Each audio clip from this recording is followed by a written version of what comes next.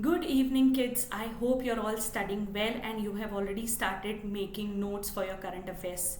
Now, in today's session, we have two important news to discuss. One is going to be a national news or a state discussion, but that has reached the Supreme Court. And the second will be an international news with regards to the war front. So let's get into it. Let's try to see what are these things. I hope you're already liking these sessions, and I'm hoping that you have, now started to make notes about it. So, understanding this, our first news that we are discussing is Supreme Court to urgently hear the petitions on the Uttarakhand's forest fire. So, today these petitions will be heard, that is the Wednesday on the 8th of May. Basically, on Monday, this was agreed by, to urgently hear this thing on today by the petitions on Uttarakhand's forest fire. Even as the petitioners have mentioned this thing, that there are 90% of this that have been created as man-made. Now, the reason why we try to say that this is man-made is because it may have been occurred by our own mistakes. Moving ahead, we are seeing that this bench has been headed by Justice 𝐀𝐫𝐭𝐢𝐜𝐥, who has instructed the petitioners, which include the senior advocate Rajiv Datta, to inform the amicus curiae advocate, which is 𝐀𝐫𝐭𝐢𝐜𝐥, about the hearing. Now, I have a question for you all. Who is an amicus curiae? And an adding on question to this would be, who is the Chief Minister for Uttarakhand? Quickly drop in the comment section.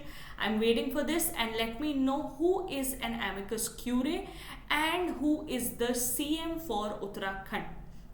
Moving ahead, what are we seeing?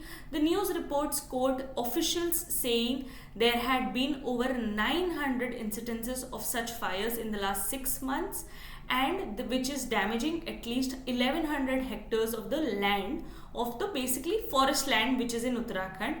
Similarly, the report also states that 351 cases related to this man-made forest fire has come into picture and has been registered, which is implicating 59 named individuals and 290 unidentified suspects. So it becomes important for you to read about this. Likewise, try to see about forest fires, the causes of it, and the concerns behind it. Now, moving ahead, we come to the second news. That is another important news that we are discussing about. Putin orders nuclear drills as NATO mules troop deployment. Now, what are we trying to talk about this? Russia's president, that is Vladimir Putin, has ordered nuclear weapon drills near the Ukraine's Moscow, which was said on the Monday. Now, this was in response to the threats from Western officials to deploy NATO troops to Ukraine.